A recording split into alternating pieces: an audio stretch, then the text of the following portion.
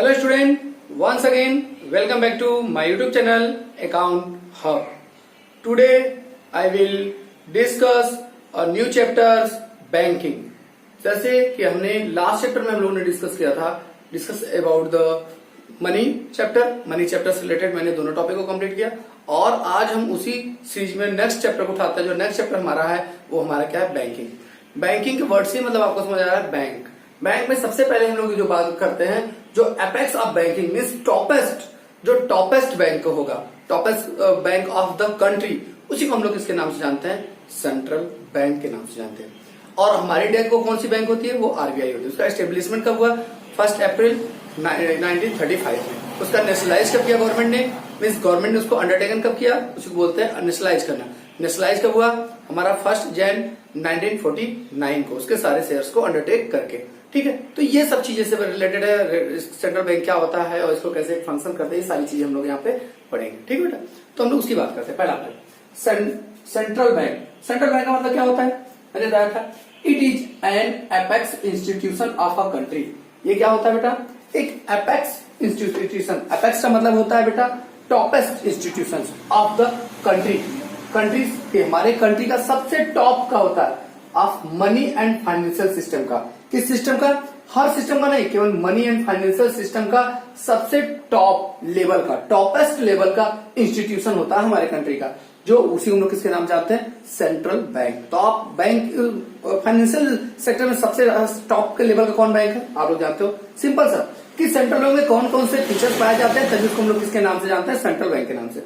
दूसरा आता है इट प्ले लीडिंग रोल। ये क्या करता है, लीडिंग रोल। लीडिंग रोल का मतलब मेन रोल ये करता है किसमें, किसी भी ऑर्गेनाइजेशन में के रनिंग करने में, या उसकी यहाँ पे सुपरवाइजिंग करने में, रेगुलेशन करने में, and developing the monetary and financial system. किसी भी ऑर्गेनाइजेशन को चलाने के लिए, या उसको सुपरवाइजर करने के लिए, या उसको रेगुलेट करने के लिए, और कुछ संस्थाओं को डेवलप करने के लिए, उसमें ये क्या करता है, लीड रोल करता है। जस्ट अगर कोई बैंक छोटा सा खोलना हुआ या कोई कंपनी खोलनी हुई तो सबसे पहले आपको किसकी नीड पड़ती है, फाइनेंस की नीड पड़ती है।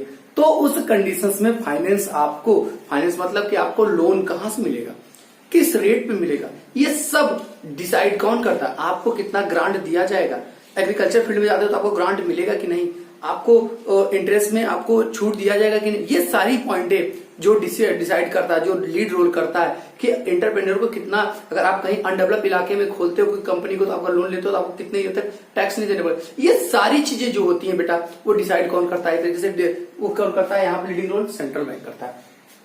फिर इट सर्टेन लीगल बाउंड्रीज, इसका एक सर्टेन लीगल बाउंड्री होता है with the authority of regulatory, कि ये क्या कर सकता है, केवल रेगुलेट कर सकता है, वहां पे जा नहीं सकती, बाउंड्री है कि पब्लिक से नहीं मिल सकता। ये केवल जो फाइनेंशियल इंस्टीट्यूशंस है, जो मनी सप्लाइंग करने वाली ऑर्गेनाइजेशन है, उनको केवल क्या करेगा, रेगुलेट करता है। दूसरी चीजें कि उनके लिए गाइडलाइंस निकालेगा, फिर उन्हीं को हेल्प भी करता है, अगर कहीं प्रॉब्लम फेस किए वो सब ऑर्गेनाइजेशन, तो हेल्प द फाइनेंशियल सिस्टम को हेल्प करता है। हेल्प इन द सेंस करने मतलब उसको मनी प्रोवाइड कराना, टेम्परेरी मनी या उसको इमरजेंसी मनी, इस टाइप की मनी उसको क्या करता है, प्रोवाइड कराता है। ये सब काम करता है। It is not guided by the profit motive. हाँ, एक पॉइंट ध्यान रखना बेटा, कि जो ये बैंक होता है सेंट्रल बैंक, उसका मोटिव प्रॉफिट अर्निंग करना नहीं होता, नॉट अ प्रॉफिट मोटिव। ये प्रॉफिट मोटिव से ऑर्गेनाइजेशन को डेवलप नहीं किया जाता। इसका मेन मोटिव होता है give precedence to the economic interest of the country. Economic interest हमको लाना है किसमें, पब्लिक में, उसी से उसको क्या होता है बेटा, गेन होता है। गेन करने का मतलब कि जो पब्लिक है उस पब्लिकों में इकोनॉमिक इंटरेस्ट का इन द सेंस करने का मतलब यहाँ पे होगा, जैसे मैंने आपको बताया था, interest of economics. Interest in economics का मतलब ये होता है कि हर पब्लिक को अपनी उसकी नीड की सारी चीजें यहाँ से क्या हो, फुलफिल हो। चीजें, हर चीज वो अपनी ही जगह पे रखकर, वो जब जिस जगह पे, जिस कंट्री में, उसी कंट्री में उसका इकोनॉमिक्स इंटरेस्ट का मतलब उसकी सारी जरूरतें की चीजें पूरी होती है। तो उसी को हम लोग किसके नाम से जानते हैं, इकोनॉमिक इंटरेस्ट। इकोनॉमिक इंटरेस्ट का मतलब मैंने आपको नेशनल इनकम में भी बताया था, पूरा एक टॉपिक है, पूरा डेफिनेशन लिखवाया हूं, what is economic? Economic interest का मतलब कोई भी पर्सन जिस जगह पे रहता, खाता, पीता और सोता बैठता, अपनी सारी जरूरतों की चीजों को पूरा करता, उसी को हम लोग किसके नाम से जानते हैं? वही हमारा क्या करता है? इकोनॉमिक इंटरेस्ट, जहां से, या अफेयर ऑफ इकोनॉमिक इंटरेस्ट उसी बोलते हैं कि जिस जगह से वो करता है। तो हमारी कंट्री में उसका अफेयर ऑफ इकोनॉमिक्स डेवलप होना चाहिए, वो यहीं से सारी चीजें करनी चाहिए। तो इस बात को भी हम लोग बताते हैं कि इकोनॉमिक, इससे केवल गेन करना है। पिछली बार की कंपेरिजन में इस बार उसको ज्यादा बेनिफिट हो। किसको? जो हमारे यहाँ कस्टमर, जो फाइनेंशियल सिस्टम के बैंक होंगे, उनको ये सब फैसिलिटी कौन प्रोवाइड करता है? हमारा सेंट्रल बैंक। फिर सेंट्रल बैंक क्या होता है? सेंट्रल बैंक बेटा it is a sole agency. Sole का मतलब सिंगल एजेंसी है किसका? नोट इशूइंग करने का। And control the supply of money. Supply of money को भी क्या करता है बेटा? कंट्रोल करता है। किसमें? इन द इकोनॉमिक, पूरे इकोनॉमिक। हमारी इकोनॉमिक किस टाइप की है? Basic economic. इस इकोनॉमिक्स में नोट भी इशू कौन करता है? आरबीआई इशू करता है। आरबीआई विथ बोल सकते हो गवर्नमेंट। आरबीआई जो हमारे यहाँ पे जो सेंट्रल बैंक हमारे यहाँ जो करता है वो किससे करता है? RBI with government of India. Government of India के साथ ही इशू करता है। मैंने ऐसा क्यों बोला बेटा? आप लोग कहोगे आरबीआई नहीं, अगर कहीं पे वर्ड आया आरबीआई गवर्नमेंट ऑफ इंडिया तो आपको दोनों लिखना है। मीन्स की मनी को जो यहाँ पे इशू किया जाता है नोट को, RBI with government of India. क्यों? क्योंकि बेटा 2 रुपीज से नोट से लेकर ऊपर के above all notes is issuing by the authority. कौन है? RBI. But all coins and 1 rupees note issue by the government of India. इसलिए मैंने आपको दोनों वर्ड एक साथ बताया कि नोट इशूइंग जो अथॉरिटी किसके पास में है? सेंट्रल बैंक मीन्स आरबीआई, और एज वेल एज क्या? गवर्नमेंट ऑफ इंडिया बोल सकते हो। तो इन दोनों के पास में होती है। तो उसकी बात हमने यहाँ पे किया। क्लियर? अब नेक्स्ट पॉइंट हमारा आता है बेटा कि controlling of the supply of money. Money को भी ये क्या करता है? कंट्रोल करता है। कौन सा? सेंट्रल बैंक करता है। तो इसके लिए 2 मेथड होते हैं कंट्रोलिंग करने के। एक क्या होता है बेटा कंट्रोल करने के? आप जानते हो कि यहाँ पे जो कंट्रोल करने के 2 टेक्निक होते हैं। एक क्वालिटी नेचर का होता है, एक क्वांटिटी नेचर का होता है। क्वालिटेटिव और क्वांटिटेटिव तो मनी कंट्रोल करने के मेथड होते हैं। क्वालिटेटिव में हमारा अलग आता है जिसमें आप लोग क्या मोरल रेजिस्टेंस हो सकता है, या डायरेक्ट इंस्ट्रक्शन देके किया जा सकता है, वो क्वालिटी के बेसिस पे होता है। मीन्स बैंक डायरेक्टली या राशनिंग कर सकता है। ये सब मेथड किसमें आते हैं? इसमें जो इस बार आपके सिलेबस से ये सारी पॉइंट को हटा दिया गया। यही क्रेडिट कंट्रोल को, जो क्रेडिट कंट्रोल करने की जो मनी की सप्लाई है, इसी को आपके सिलेबस से हटाया गया बेटा। यही पॉइंट को हटाया गया और ये पॉइंट सबसे बेहतरीन पॉइंट था जिसको हटा दिया। क्वांटिटी में आता बैंक रेट, एसएलआर, सीआरआर, ये सबको मेथड को क्या कर दिया गया? आप में से हटा दिया गया, एक्सक्लूड कर दिया गया, deleted from this year for the Covid. किस रीजन से? तो कोविड-19 की वजह से इसको हटा दिया गया। अब हमारा नेक्स्ट पॉइंट आता है RBI is the central bank of India. RBI जो है हमारी कंट्री का क्या होता है बेटा? Central bank of the India होता है। हमारे यहाँ का जो इंडिया का सेंट्रल बैंक है, ये सारे जो फीचर्स होते हैं वो किसमें पाए जाते हैं? आरबीआई में। इसलिए आरबीआई को हम लोग क्या कहते हैं? Central bank of India. अब आरबीआई कब स्टेब्लिशमेंट हुआ, कैसे कैसे काम हुआ, सारी चीज। स्टेब्लिशमेंट ऑन कब हुआ आरबीआई का? 1 अप्रैल 1935। और अंडर एक्ट कौन सा था? Under RBI act 1934। कि आरबीआई का जो एक्ट था 1934, उस समय इसका स्टेब्लिशमेंट हुआ। और ये जब स्टेब्लिशमेंट हुआ था तो ये private share holders banking system था। शेयर होल्डर्स बैंक था। ये आपका क्या था? प्राइवेट था उस समय बेटा। जब स्टेब्लिशमेंट हुआ था प्राइवेट, बट नाउ अडेज ये क्या हो गया? After nationalise card government bank बोल सकते हैं। इसका फुल्ली पेड अप कैपिटल उस समय कितना था? 5 करोड़ था। हेड ऑफिस इसका कहाँ है? मुंबई में। प्रेजेंट टाइम में total number of office in a country 22। कितना है बेटा? 22। And 4 regional office. 4 regional office means कहाँ कहाँ है? मुंबई। फिर आपका एक कहाँ होगा? चेन्नई, कोलकाता में सभी मेट्रो सिटियों में। हमारे यहाँ पे फिर मद्रास। ये सारी जगहों पे अभी भी है। चेन्नई, मुंबई, कोलकाता और दिल्ली की सारी चीजों पे हमारी जगह पे है, चारों जगह पे। फिर executive head office of the bank. Bank का जो एग्जीक्यूटिव हेड होता है, कौन? Head of the executive head of the bank means RBI का। आरबीआई का एग्जीक्यूटिव हेड कौन होता है? तो गवर्नर। कौन होता है बेटा? गवर्नर। गवर्नर जो होता है जैसे नोटों पे जो साइन करता है, जैसे आप लोगों ने देखा ना, तो वही क्या होता है? गवर्नर। एग्जीक्यूटिव सबसे हेड माना जाता है। एग्जीक्यूटिव हेड किसका? किसी भी सेंट्रल बैंक का मीन्स आरबीआई का जो है वो गवर्नर है। फिर गवर्नमेंट हेल्ड शेयर्स। गवर्नमेंट ने सारे शेयर्स को क्या कहते हैं? हेल्ड कर लिया। कब? 1 जनवरी 1949 को और नेशनलाइज कर दिया। उसी समय से ये बैंक क्या बन गया बेटा? ये हमारा गवर्नमेंट क्या हो गया? Government bank. इस समय से हम लोग क्या बोलने लगे? इसको गवर्नमेंट और हमारे कंट्री का ये नेशनलाइज बैंक हो गया। तो सेंट्रल बैंक का नेशनलाइजेशन कब हुआ? 1 जनवरी 1949 को। अब इसी तरीके से हमारा सेंट्रल बैंक। अब सेंट्रल बैंक के हमारे कि फंक्शंस क्या होते हैं, मीन्स आरबीआई के कुछ फंक्शन और सेंट्रल बैंक कुछ फंक्शंस, मैं उसको देखते हैं। फंक्शन ऑफ सेंट्रल बैंक का मतलब क्या होता है, मैंने दो फंक्शन बताया, एक लीडिंग फंक्शन और एक अदर फंक्शन। दो फंक्शन में डिवाइड किया, बट जनरली यही फंक्शन होते हैं। अदर फंक्शन में थोड़ा सा आपको बता देंगे क्या होता है आपका बेस्ट फंक्शन के बारे में नॉलेज के लिए।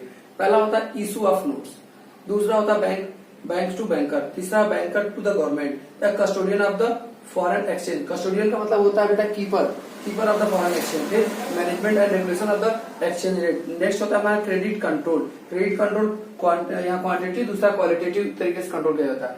अदर फंक्शन में होंगे, उसको मैं इरेज करूंगा तो बताऊंगा। हमारा बात आता है पहला इशूइंग ऑफ नोट्स। आप जानते हो कि ये सोल एक तरीके से कहा जाए इशूइंग और नोट्स का ये मोनोपोली रखता है। कौन रखता है, हमारे यहाँ सेंट्रल बैंक रखता है। Central bank of the country sole rights to the issuing currency including government of India. GOI का मतलब क्या था, गवर्नमेंट ऑफ इंडिया। हमारे यहाँ पे जो सेंट्रल बैंक आरबीआई क्या होता है, सोल राइट्स रखता है, मतलब मोनोपोली रखा हुआ है क्या करने के लिए, उसी के पास अथॉरिटी है केवल नोट को इशू करने के लिए। बट आरबीआई के पास मैंने कितना बताया, 2 रुपीज से लेके ऊपर तक के सारे करेंसी को कौन इशू करता है, आरबीआई करती है। और गवर्नमेंट ऑफ इंडिया करती कितनी है, सारे कॉइन्स और 1 रुपीज के नोट को कौन इशू करता है, गवर्नमेंट ऑफ इंडिया करती है। उसपे सिग्नेचर गवर्नमेंट भारत सरकार होता है, और उसके बाद जितने भी इस चीजों को उस पर सिग्नेचर किसका होता है, क्योंकि अथॉरिटी पर्सन जो हेड एग्जीक्यूटिव होता है वो कौन होता है, गवर्नर होता है। गवर्नर का सिग्नेचर होता है सारे नोट्स पे। तो यही होता है। बट ये कितने नोट्स को इशू कर सकती है, तो अनलिमिटेड लीगल टेंडर इशू कर सकती है, अनलिमिटेड लीगल टेंडर इशू कर सकती है। एक सिस्टम और जान जाओ कि बैंक जो होता है वो किस सिस्टम से नोट को इशू करता है, तो मिनिमम रिजर्व सिस्टम से। नोट को कितना इशू करता है, मिनिमम रिजर्व सिस्टम से। मिनिमम रिजर्व सिस्टम के अकॉर्डिंग कितना रखा गया बेटा, 115 करोड़ का गोल्ड रखा गया है, और 85 का अदर फॉरेन चीजें, या आप लोग गोल्ड को रखो, सिल्वर के रखो, कोई भी मेटल्स 85 करोड़ में फॉरेन करेंसी वगैरह रख के क्या किया गया, अपने यहाँ पे जो हमारे यहाँ पे करेंसी और नोट्स है उसको क्या गया है, इशू किया जाता है। किसके द्वारा, आरबीआई के द्वारा किया जाता है। मिनिमम रिजर्व सिस्टम के अकॉर्डिंग क्या होता है, और ये कब से अप्लीकेबल, 1956 से अप्लीकेबल हुआ था, और ये कंटिन्यूअस प्रोपोर्शनेट रेट पे नोट को, करेंसी को अपनी नीड के अकॉर्डिंग क्या कर सकता है, गवर्नमेंट इशू कर सकता है। इन द सेंस करने का नीड का मतलब यहाँ ये नहीं हुआ कि बैंक जितना चाहे उतना नोट इशू कर सकते हैं, नहीं। बैंक क्या करती है, बैंक जो आरबीआई को इशू ऑफ नोट देने का मोनोपोली के पीछे राइट्स क्या है, इसके पीछे 2 रीजन है। पहला, मेरे बैंक क्या करती है, उस लाइबिलिटीज को, अगर कोई लाइबिलिटीज को बैंक क्या करना चाहती है, पे ऑफ करना चाहती है, आरबीआई नोट को इशू करना चाहती है, तो उसकी लाइबिलिटीज को पूरा करने के लिए कोई न कोई एसेट्स को क्या करती है, वो अपने सामने रखी रहती है कि नहीं, इस एसेट से ही हमको इनकम आएगा, तो मैं इस नोट्स की भरपाई को क्या करूंगा, पूरा कर सकूंगा। जो उससे नोट को प्रिंट करने में जो लाइबिलिटीज आएगी, तो उसके लिए वो क्या करती है, कोई ना कोई एसेट्स को एक्वायर करके रखी रहती है। उस एसेट से, उससे जो इनकम आएगा उसको उसके बदले उस लाइबिलिटीज को क्या करती है, वो पे ऑफ करती है। इसलिए नोट को इशू करने का मतलब क्या होता है, एक लाइबिलिटीज क्रिएट हुआ, लाइबिलिटीज, उसी लाइबिलिटीज को क्या करती है, कोई ना कोई एसेट्स को एक्वायर करती है, और उस एसेट से जो इनकम आता है उससे उस लाइबिलिटीज को क्या करती है, वो पे ऑफ करती है। इस तरीके से नोट्स को क्या करती है, आरबीआई इशू करती है। पहला रीजन ये हुआ। दूसरा रीजन ये हुआ कि आरबीआई जब मन किया गवर्नमेंट कहने तो इशू नहीं कर सकता, इसमें कोई भी पॉलिटिकल इंटरफेयर नहीं कर सकता। Political party can not be interfere in the issuing of notes. Notes को इशू नहीं में कोई भी पॉलिटिकल पार्टी इंटरफेयर नहीं कर सकता कि उसके कहने पे हम नोट्स इशू कर दे। इस कंडीशन में क्या होता है कि नोट्स इशू कैसे करता है, वो स्वयं जाके उस चीज को जांचती परखती कि नहीं, अभी मार्केट्स में क्या हो गया, पॉपुलेशन ज्यादा हो गया, एक्सचेंज, क्योंकि जो नोट्स है, करेंसी, वो क्या है, मीडियम ऑफ एक्सचेंज के लिए इजी है, कि अब मीडियम ऑफ एक्सचेंज होने में नोट्स प्रॉब्लम हो रही है। हर लोगों ने क्या किया, उसको होल्ड करके रख लिया। अभी वो मार्केट में एक्सचेंज के रूप में नहीं यूज हो पा रहा है, मीन जनरली उसके उस तरीके के नोट्स मार्केट में नहीं मिल पा रहे हैं। तो इस तरीके से वो क्या करती है, पब्लिक में जब उसकी कमी समझती है तो ही वो नोट को इशू करेगी। मीन्स यही 2 रीजन से, पहला लाइबिलिटीज क्रिएट हुई तो उसके लिए एसेट रखा हुआ, एसेट्स को से वो इनकम जनरेट करेगा, उस इनकम से वो क्या करेगा, लाइबिलिटीज को पे ऑफ करेगा। पहला रीजन ये हुआ। दूसरा रीजन हुआ कि वो अनलिमिटेड, यहाँ मैंने लिख दिया अनलिमिटेड, तो अनलिमिटेड का मतलब ये नहीं हो लीगल टेंडेंसी। अगर आप इनकेस कभी वापस करने के लिए उसके पीछे क्या करते हो, वापस करने के लिए आप बात करते हो अगर उस करेंसी नोट्स को, तो गवर्नमेंट उसके पीछे जो गोल्ड और यहाँ पे फॉरेन करेंसी थी, तो उसका जो प्रोपोर्शनेट पार्ट हुआ वो भी आपको क्या करती है, देने के लिए एग्री रहती है। इसलिए इसको क्या गया, लीगल टेंडर होता है। लीगल टेंडर मतलब जब तक गवर्नमेंट चाहती है, एक लिमिट टाइम तक उसका होता है। नेक्स्ट पॉइंट होता है बेटा, बैंक्स टू द बैंकर। ये जो बैंक होता है, जो सेंट्रल बैंक है, सेंट्रल बैंक आरबीआई, वो बैंकों का बैंक हो सकता है, ये हमारे कई बैंकों का बैंक हो सकता है। अब बैंकों का बैंक का इन द सेंस का मतलब कि 3 फंक्शन। पहला, custodian of the cash preserve of the commercial bank. ये क्या करता है बेटा, पहला पॉइंट सुनो ध्यान से। जैसे आप ये हम है, और हम पैसा कहाँ करते हैं बेटा, जमा जाके कोई ना कोई कमर्शियल बैंक। कमर्शियल बैंक का मतलब समझ लो, पीएनबी, आपने ₹100 कहाँ ले जाके जमा किया? पीएनबी में। ठीक है, आपने डिपॉजिट किया, आपने ₹100 कहाँ डिपॉजिट किया? पीएनबी में जाके डिपॉजिट किया। तो पीएनबी क्या कर सकता है, इस पैसे को सब अपने पास नहीं रखता, है नहीं होता? कस्टोडियन, कस्टोडियन मीन्स एक तरीके से बोला जाए तो कीपर। कस्टोडियन मतलब क्या होता है बेटा? कीपर। कीपर कीपर है जो यहाँ पे बैंकर का, जितने भी बैंक है उन सभी बैंकों का एक क्या था, एक कीपर का काम करता है। कीपर मतलब स्टोर कीपर का नाम सुना कि हर चीजों को रखने का। आपने ₹100 पब्लिक ने जमा किया, ये पीएनबी क्या हमारा एक कमर्शियल बैंक है, इसका मोटिव क्या होता है? प्रॉफिट अर्निंग करना। बट यहीं पे हमारी क्या है, एक कौन है बेटा? आरबीआई बैठी हुई है। उसने कहा कि ₹100 जो पब्लिक ने जमा किया है उस पूरे डिमांड डिपॉजिट का, किसका? ये ₹100 जमा किया, आपका डिमांड डिपॉजिट या सेविंग में या करंट में जमा करोगे, आपको लास्ट क्लास में रहता है। तो ये डिमांड डिपॉजिट है, ये क्या होता है? Demand deposit. इस डिमांड डिपॉजिट का उसने कहा कुछ पार्ट मेरे पास एज ए रिजर्व रख दो, कुछ पार्ट मेरे पास क्या कर दो? एज ए रिजर्व में रख दो। रिजर्व का मतलब उसी को बोला गया है preserve, cash preserve of the commercial bank. Commercial bank का कुछ पार्ट वो क्या करता है? अपने पास रखता है। क्यों? क्योंकि पब्लिक को क्या करना? बिलीव दिलाना। पब्लिक में बिलीव कब आता है कि किसी बैंक का कुछ पैसा कहाँ जमा होता है? आरबीआई पास में होता है। In case fell off the PNB banks, पे पूरी पैसे को पे करने का किसके, कौन पे करेगा? आरबीआई पे करता है। बात क्लियर? इसलिए कहा गया कि नेशनलाइज और कमर्शियल बैंक की बात कर रहा हूं। तो ये कितना परसेंट करता है बेटा? जो percent PNB bank total deposit का आरबीआई के पास जमा करता है बेटा, उसी को हम लोग किसके नाम से जानते हैं? CRR, कैश रिजर्व रिकॉग्नाइजेशन या कैश रिजर्व रेशियो के नाम से जानते हैं। वह पार्ट जो कमर्शियल बैंक के द्वारा आरबीआई के पास क्या किया जाता है? जमा किया जाता है। किसका? कुल जमा का, टोटल डिपॉजिट का, टोटल डिपॉजिट। ये बोल सकते हैं commercial bank deposited money with the RBI as a reserve, that is known as CRR के नाम से जाते हैं। और प्रेजेंट टाइम में CRR क्या बेटा? आपका 3% है। मीन्स ₹100 में ₹3 आरबीआई के पास चला जाएगा, बाकी पैसा पीएनबी के पास मिलेगा। वो क्या है? एक बिलीव आता है। क्यों? एक यूनिफॉर्मेलिटी लाने के लिए, हर बैंकों में यूनिफॉर्मेलिटी लाने के लिए, और हर बैंकों का बिलीव, हर पब्लिक का बिलीव करने के लिए, जो हमारे मनी का पे आउट करने में इलास्टिसिटी लाने के लिए कि कभी उसके पास अगर मान लो इमरजेंसी टाइम आ जाए, उस कंडीशन में आरबीआई पैसा उसको देगा। तो ये सब कंडीशंस के लिए ही इसका ये क्या कहलाता है कि आरबीआई क्या है? कस्टोडियन। किसका? कमर्शियल बैंक का। क्लियर? दूसरा पॉइंट आता बेटा, lender of the last resort. Last resort का मतलब क्या होता है? लेंडर का मतलब समझते हो कि लेंडर मतलब कि ये क्या है? लेंडर कौन है? आरबीआई। आरबीआई इस कंडीशन में क्या हो जाए बेटा? हल्का सा पॉइंट हम लोग देखो इरेज करते हैं, अब फिर समझते हैं पॉइंट को। अब देखो सपोज करो ये क्या है, तुम लोग पहुंचे कि मेरा ₹100 दो, मेरा ₹100 दो, किसके पास? पीएनबी के पास। पीएनबी के पास, पीएनबी ने उस पैसे को क्या कर दिया था? आपसे जो ₹100 लिया था, आपने इसको ₹100 जब जमा किया था तो उस कंडीशन में इसने इसका क्या किया था? ₹3 आरबीआई के पास दे दिया था। कहाँ दे दिया था? ₹3 आरबीआई के पास दे दिया। बाकी जो बचे उसमें से मान लो ₹60 उसने क्या कर दिया? पब्लिक को लोन दे दिया, पब्लिक को लोन दे दिया। क्लियर? अब तुम पहुंचे कि नहीं मेरा पैसा दो, अब तुम क्या किए बेटा? अपना पैसा मांगने लगे। तो इस कंडीशन में पीएनबी के पास कितना पैसा होगा? ₹3 आरबीआई के पास, ₹60 पब्लिक के पास, मीन ₹63 तो 100 में से चला गया बेटा। बचा कितना उसके पास पैसा? टोटल बचेगा यहाँ पे 37, क्या करो बेटा?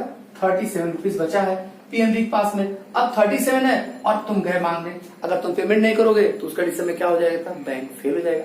बैंक फेल होने का मतलब कि पेमेंट नहीं करोगे परमानेंट, ऐसे ही ग्राहकों में हो जाएगा, आपका बिलीव टूट जाएगा, आप में इलास्टिसिटी नहीं रह जाएगी, सब चीजें आपकी क्या हो जाएगी? समाप्त हो जाएगी। इतने दिन की एक कस्टमर का पेमेंट टाइमली न करो एक कंडीशन में। उस कंडीशन में आप क्या करोगे? तुरंत, अब आप पब्लिक से लोन नहीं लोगे, आप क्या करते हो? तुरंत कहाँ जाओगे? आरबीआई के पास जाओगे कि आरबीआई में हमको पैसा दे दो उस इमरजेंसी कंडीशन में, उस इमरजेंसी। और क्या करोगे? टेम्परेरी लोन मांगोगे। टेम्परेरी मतलब 1 दिन 2 दिन 4 दिन के लिए दे दो, वही हमारा पैसा आ जाएगा। जो टेम्परेरी लोन मांगते हो, तो इसीलिए बैंक को, जिस बैंक से लोन लेता है उसी को हम लोग किसके नाम से जानते हैं? कि उसी को मतलब लास्ट रिसोर्ट है, कि अंतिम बैंक ये कहलाता है। आरबीआई बैंकों को जो बैंक लोन देता है तो वही मेरा क्या कहलाता है? कि सेंट्रल बैंक देता है। बैंकों को जो बैंक दे, सेंट्रल बैंक देगा। इसीलिए लेंडर मीन्स पैसा देने वाला लास्ट बैंक कहलाता है कौन? आरबीआई। तो आरबीआई इनको पैसा देगा, कुछ सर्टेन रेट पे देता है, वो इस समय उसी को हम लोग जिस रेट पे ये देता है उसको हम लोग बोलते हैं बेटा रेपो रेट। हम लोग क्या नाम देते हैं बेटा? जिस रेट पे यहां बोल सकते हो आरबीआई के द्वारा पीएनबी को लोन प्रोवाइड किया जाता है, उस रेट को हम लोग किसके नाम जानते हैं बेटा? Repo rate. और प्रेजेंट टाइम जो रेपो रेट है बेटा वो 3.5% है, 3.75% है। कितना बेटा? 3.75% है। ठीक है। जिस रेट पे बोल सकते हैं विच रेट इज, या बोल सकते हैं यहाँ पे ना कि जिस रेट पे आरबीआई के द्वारा पीएनबी बैंक को लोन प्रोवाइड करा जाता वही रेट हमारा क्या कहलाता? Repo rate. अब वो किस कंडीशन? इमरजेंसी या टेम्परेरी केस में पैसा मांगता है। क्लियर? नेक्स्ट पॉइंट हमारा आता है बेटा अब क्लियरिंग एजेंट। अब क्लियरिंग एजेंट का मतलब क्या होगा बेटा? इसी को हम लोग बोलते हैं क्लियरिंग एजेंट बोलो या क्लियरिंग हाउस का भी ये काम करता है। Every bank has a account just like open in RBI पर, जस्ट लाइक अ कस्टमर। जैसे कस्टमर क्या होता है? अपना, जितना हम लोग क्या है? कस्टमर। हम लोग का अकाउंट कहाँ खुलता है? पीएनबी, एचडीएफसी, ये क्या है हमारा? Commercial bank. ये मेरा क्या है बेटा? Commercial bank. हम लोगों का जस्ट लाइक अकाउंट पीएनबी में खुलता है, वैसे ही सारे बैंकों का अकाउंट कहाँ खुलता है? आरबीआई के पास खुलता है। क्या बेटा? आरबीआई के पास। तो अब हर बैंक पीएनबी का खोल लिया, एसबीआई का खोल लिया, फिर उसके बाद हमारा बैंक ऑफ बड़ौदा का खुल गया यहाँ पे अकाउंट, तो हर बैंक का अकाउंट वहां खुला हुआ है। ठीक है। तो अब ये क्या करता है? आरबीआई एक हमारा एजेंसी चलाता है, उसको हम लोग क्लियरिंग हाउस एजेंसी के नाम से जानते हैं। हर डिस्ट्रिक्ट में करीब करीब इसके एक ऑफिस छोटे मोटे होते हैं क्लियरिंग हाउस के। डिस्ट्रिक्ट में जहां पे चेक का और जहां पे भी आपका पेमेंट होता है, जो कौन सा होता है, एक तरीके से बात हम लोग करें तो हम लोग एक इंटर बैंकिंग पेमेंट आप लोगों ने पढ़ा था, सुना था, जो आप लोग इंटर बैंकिंग क्लेम आता है, इंटर बैंकिंग क्लेम हो गया या जो इमरजेंसी क्लेम हो गया, इन सब क्लेम के बीच में यही एक एजेंट का काम करता है। पूछता बैंक ऑफ बड़ौदा से कि आपको पैसा किससे लेना है, तो बैंक ऑफ बड़ौदा ने कहा 1000 मुझे एसबीआई से लेना है। किससे लेना है? इन्होंने क्या कहा? सर 1000 एसबीआई से लेना है। किससे? एसबीआई से। एसबीआई वाले ने क्या कहा कि हमको तो 1000 बैंक ऑफ बड़ौदा देना है, बट लेना किससे है? पीएनबी से 1000। पीएनबी ने कहा हमको तो बैंक ऑफ बड़ौदा से 1000 लेना है। तो यहाँ पे क्या करता है ये एजेंट का? मीन्स कैशलेस ट्रांजेक्शन करता है। एक के अकाउंट को दूसरे के अकाउंट से यहाँ क्या किया जाता है? इसलिए कि आरबीआई यहाँ करता है खुद, और जहां पे आरबीआई की ऑफिस नहीं होती है उस जगह पर एसबीआई ये काम को कंट्रोलर का काम करता है। क्योंकि एसबीआई जहां पे आरबीआई बैंक नहीं अवेलेबल होता है वहां पर उसके सारे फंक्शन को कौन परफॉर्म करता है? आरबीआई परफॉर्म करती है। कौन करता है बेटा? आरबीआई परफॉर्म करती है। इस तरीके से अगर हम लोग बात करें तो अब देखो बैंक ऑफ बड़ौदा पीएनबी से लेना है, एसबीआई को किससे लेना? पीएनबी से लेना, बैंक ऑफ बड़ौदा को यहाँ किससे लेना? एसबीआई से लेना। तो इस कंडीशन में क्या सेटलमेंट हो जाएगा? ये कहेगा एसबीआई से, एसबीआई कहेगा कि तुम पीएनबी से ले लो, पीएनबी कहेगा कि तुमको हमको देना है, तो मिला जुला के यहाँ क्या होगा? सबका सेटलमेंट हो जाएगा, किसी को कुछ नहीं देना पड़ेगा। एसबीआई का देगा कि तुम क्या करो, किसको दे दो? बैंक ऑफ बड़ौदा दे दो। बैंक ऑफ बड़ौदा कहेगा ठीक है हमसे बैंक ऑफ बड़ौदा से तो 1000 लेना ही था, बात क्या हो गया? खत्म, नील, नो ट्रांजेक्शन। ऐसे देखो तो 3 ट्रांजेक्शन होंगे, बट ये आपस में सेटलमेंट कर लिए, तो सेटलमेंट का काम कौन कराता है और कैसे सेटलमेंट होंगे? क्योंकि सबका बैंक का जो अकाउंट कहाँ होता है? आरबीआई के पास में होता है, और आरबीआई क्या करेगी? उनका आपस में सेटलमेंट कराता है नॉन कैश ट्रांजेक्शन से। अक्सर क्या? कैशलेस ट्रांजेक्शन से वो सेटलमेंट कराता है। ये तो हमारा क्या हो गया? क्लीयरिंग हाउस एजेंट का काम करता है। बेटा नेक्स्ट पॉइंट हमारा जो आता है वो बैंकर टू द गवर्नमेंट। ये क्या होता है बेटा? गवर्नमेंट का भी बैंकर का काम करते हैं। कौन? आरबीआई। आरबीआई क्या करता है? गवर्नमेंट के बैंकर का भी काम करता है। जस्ट लाइक देखो, providing the ordinary banking service to the government. अब क्या होता है? गवर्नमेंट जस्ट लाइक जो कस्टमर का कहाँ अकाउंट ओपन होता है? कमर्शियल बैंक में, वैसे गवर्नमेंट का अकाउंट कहाँ ओपन होता है? आरबीआई। किसका बेटा? गवर्नमेंट का। गवर्नमेंट का अकाउंट कहाँ ओपन होता है बेटा? आरबीआई। गवर्नमेंट किसी कमर्शियल बैंक में नहीं खोलता, गवर्नमेंट का आरबीआई में। अब आरबीआई में ये क्या है? ऑर्डिनरी बैंकिंग सर्विस, मीन्स की ये पैसा भी इसमें अपने कहाँ जमा करता है? गवर्नमेंट डिपॉजिट कहाँ करता है? आरबीआई के पास। और पैसा जो ये विथड्रॉ भी करता है तो आरबीआई से करेगा। मीन्स पैसा को डिपॉजिट करना, विथड्रॉ करना, इसलिए ऑर्डिनरी बैंकिंग सर्विस कहा। ये सिंपल होता है। फिर जरूरत पड़ने पे ये क्या करता है? शॉर्ट टर्म, केवल कौन सा? गवर्नमेंट आरबीआई किससे लेता है? शॉर्ट टर्म लोन भी टेकन कर सकता है। किस? आरबीआई से लोन भी टेकन कर सकता है। इस तरीके का सारा काम कौन करता है, इसीलिए क्या कहा गया है कि बैंकर ऑफ द गवर्नमेंट। ये क्या कहलाता है, गवर्नमेंट का भी बैंक कहलाता है। गवर्नमेंट का बैंक गवर्नमेंट से क्या करता है। अब इसमें देखो बेटा, फिर यहाँ पे कि ये क्या कहला दूसरी काम कि इससे जैसे टैक्स आप जमा करते हो तो गवर्नमेंट का टैक्स जमा कौन रखता है, आरबीआई रखता है। लोगों के से टैक्सेस को जमा करना, लोगों से और किसी तरीके का फीस करना, गवर्नमेंट जब ग्रांट लोगों को देती है तो यहाँ से ग्रांट का पेमेंट करना, ये सब काम कौन करता है, स्वयं आरबीआई करती है। अपने बैंकों के थ्रू वो करवाती है, क्योंकि आरबीआई अपने छोटे छोटे बैंकों में पैसा देती है। तो यहाँ गवर्नमेंट की तरफ से जितने भी टैक्स होंगे सारे टैक्स को रिसीव करना और लोगों को ग्रांट देना, कमीशन देना, और जो भी पेंशन वगैरह ये सारी चीजें जो गवर्नमेंट देती है पब्लिक को, तो वो किसके थ्रू कराती है, आरबीआई के थ्रू कराती है, एक रिकॉर्ड के रूप में मेंटेन रखते हुए। दैट इज क्लियर कि गवर्नमेंट का भी अकाउंट कहाँ खोलता है, आरबीआई खोलता है। ठीक है, जो फंक्शन हम लोग पैसा जमा करते हैं, निकालते हैं, सारा फंक्शन करते हैं, वही फंक्शन आरबीआई अपने किसके, आरबीआई के साथ कौन करता है, गवर्नमेंट करता है। क्लियर। अब नेक्स्ट पॉइंट आता है बेटा हमारा, ए पब्लिक डेब्ट agent and underwriter to the government. अब यहाँ पे कि जो बैंक है वो एक पब्लिक डेब्ट्स भी बनाती है। पब्लिक डेब्ट्स का एक एजेंट या underwriter to the government, government का अंडर राइटर का हो जाए, या एजेंट बनता है या अंडर राइटर करता है, किसके लिए, पब्लिक डेब्ट। मीन्स की ये क्या करता है, पब्लिकों से बेटा, पब्लिकों से आरबीआई लोन लेकर, पब्लिक भाई आरबीआई के पास तो पैसा है नहीं, आरबीआई क्या करती है, पब्लिक से क्या करती है, टेकन करती है लोन। पब्लिक से लोन जब टेकन करती है आरबीआई तो उसको हम लोग किसके नाम जानते हैं बेटा, पब्लिक डेब्ट।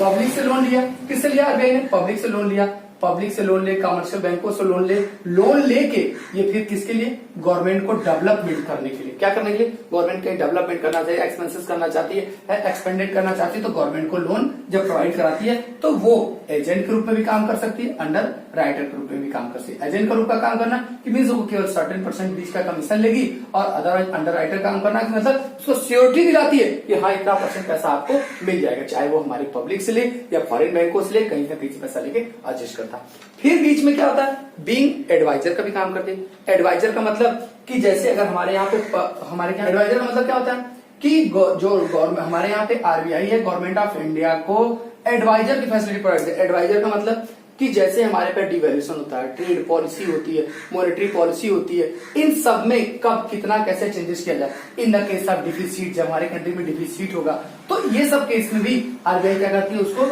गवर्नमेंट को मैं क्या बताती है, एडवाइस देती है कि आप इस कंडीशन में ऐसा करो, इस साल इतना जीडीपी डाउन हो गया तो इस साल इतना आपको क्या होगा, प्रॉफिट हुआ है, इस साल आपको इतना घाटा हुआ, तो उन घाटों के लिए डिवैल्यूएशन, फिर उसके बाद हम लोग बोला जाए डिवैल्यूएशन केस में, इन्फ्लेशन के केस में भी ये सब कंडीशन में क्या करती है आरबीआई, उनको एक एडवाइस प्रोवाइड कराती है। क्योंकि इकोनॉमिक हमारी क्या है, इकोनॉमिक पावर की ये बैंक है, इकोनॉमिकल ये ज्यादा स्ट्रांग होती है, ये लोगों के बारे में मनी से कंट्रोल, क्योंकि मनी का जो कंट्रोलिंग पावर है वो खुद इसी के पास में होता है। कैसे हमारे यहाँ कंट्री का जीडीपी ग्रोथ करेगा, हमारे यहाँ की जो बोली जाती है ना कि उसको इन्फ्लेशन को डाउन करना, और ये सारी चीजों के बारे में भी ये क्या कहता है कि कब मनी का डिवैल्यूएशन किया जाए, ये सब के बारे में एडवाइस कौन देता है, आरबीआई देती है। किसको देती है, पॉलिटिकल पार्टियों को देती है, और उसमें भी एडवाइस देती है, और पॉलिटिकल पार्टी मीन्स गवर्नमेंट को देती है।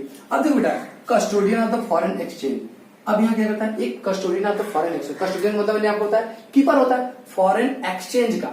फॉरेन एक्सचेंज का मतलब कि गवर्नमेंट जो होता है हमारे यहाँ पे, जो गवर्नमेंट तो पैसा कहीं फॉरेन में चीजें क्या करती है, परचेज करो, या पब्लिक जब परचेज करती है तो उसके लिए उसको क्या चाहिए, फॉरेन में, क्योंकि फॉरेन का जो कस्टमर होता है उसको पेमेंट किस में चाहिए, इन कैश फॉर्म में चाहिए, और उसके कंट्री के कैश में चाहिए, उसके कंट्री की करेंसी में चाहिए, तो आप कैसे पेमेंट करोगे।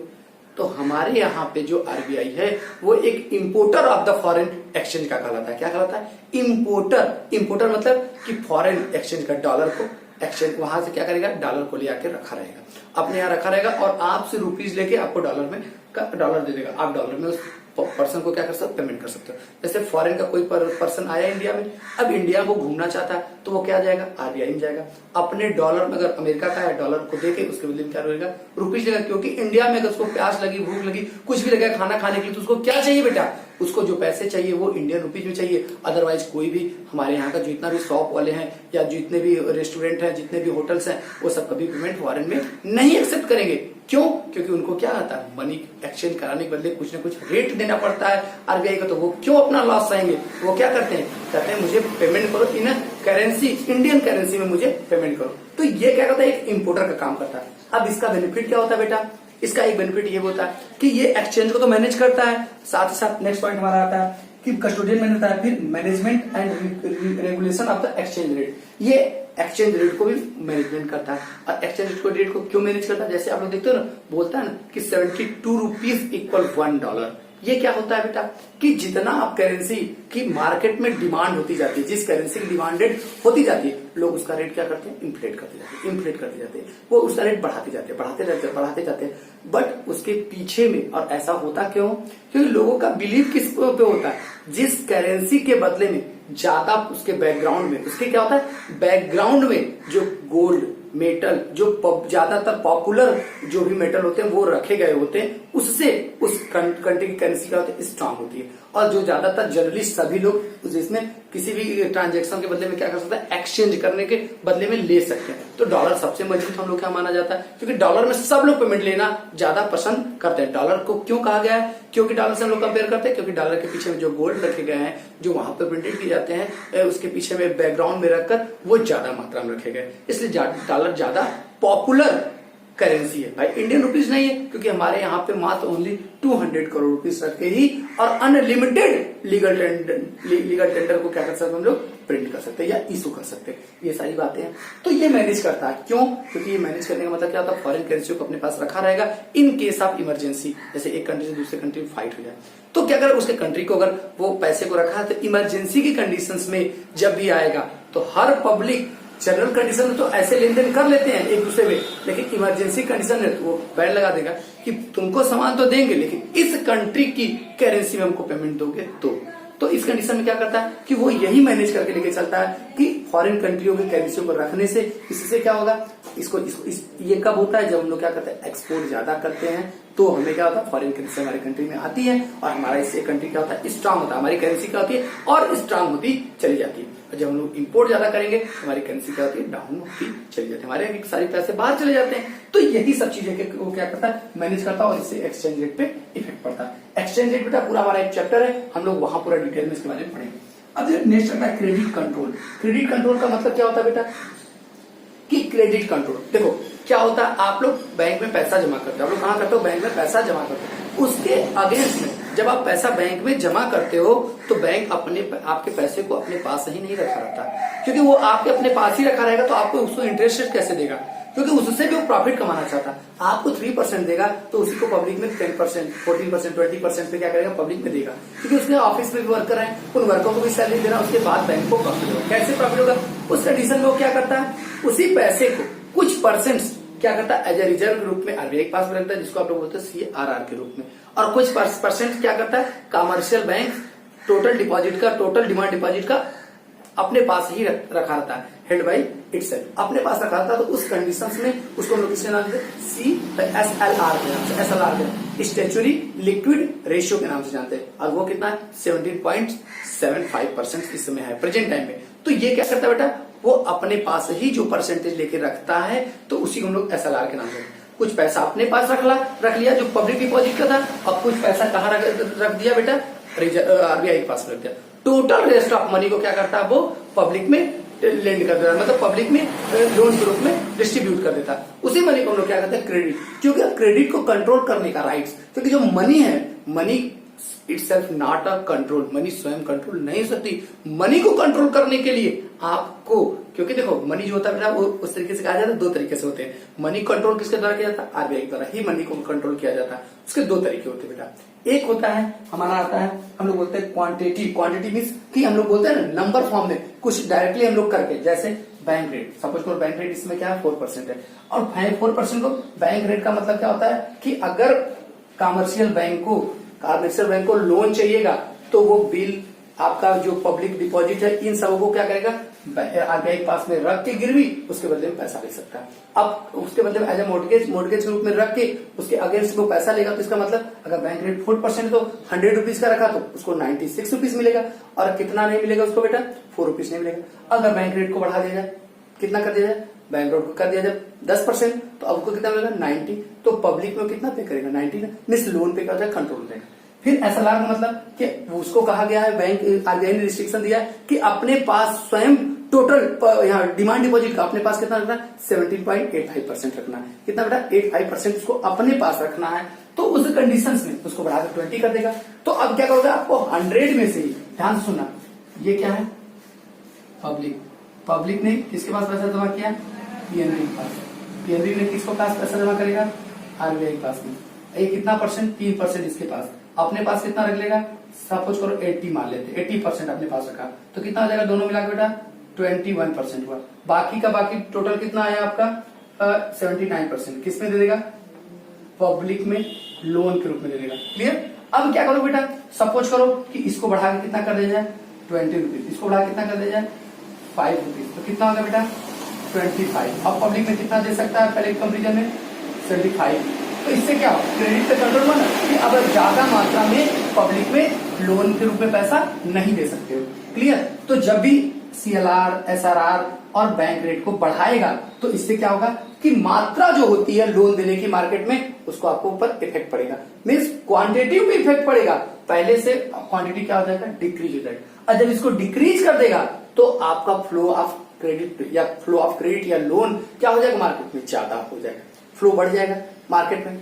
अब वही हाल है क्वालिटेटिव का, मतलब मार्जिन रिक्वायरमेंट कर दिया। मार्जिन रिक्वायरमेंट का मतलब कि जब भी आप क्या करते हो बेटा, पब्लिक से किससे, उससे लोन लेने जाते हो। किससे लोन लेने जाते हो, मान लो किसी कमर्शियल बैंक से, पीएनबी के पास आप बैंक से लोन लेने गए, कहे मुझे 1 करोड़ की लोन चाहिए। मुझे कितना चाहिए, 1 करोड़ का लोन चाहिए। उसने कहा ऐसे नहीं, इसके अगेंस्ट हमको मोर्गेज चाहिए। आपने एक लैंड दिया, कहा ये सर लैंड है, इस लैंड को एज अ मोर्गेज अपने पास आप रख लीजिए। इस लैंड की कीमत कितनी थी, सपोज करो कि आपके इस लैंड की कीमत कितनी थी, सपोज करो 1 करोड़ रुपया। उसने कहा नहीं, मार्जिनल रिक्वायरमेंट कम से कम इस 1 करोड़ की लैंड पे आपको मात्र कितना मिल सकता है, 80 लाख ही लोन मिल सकते हैं।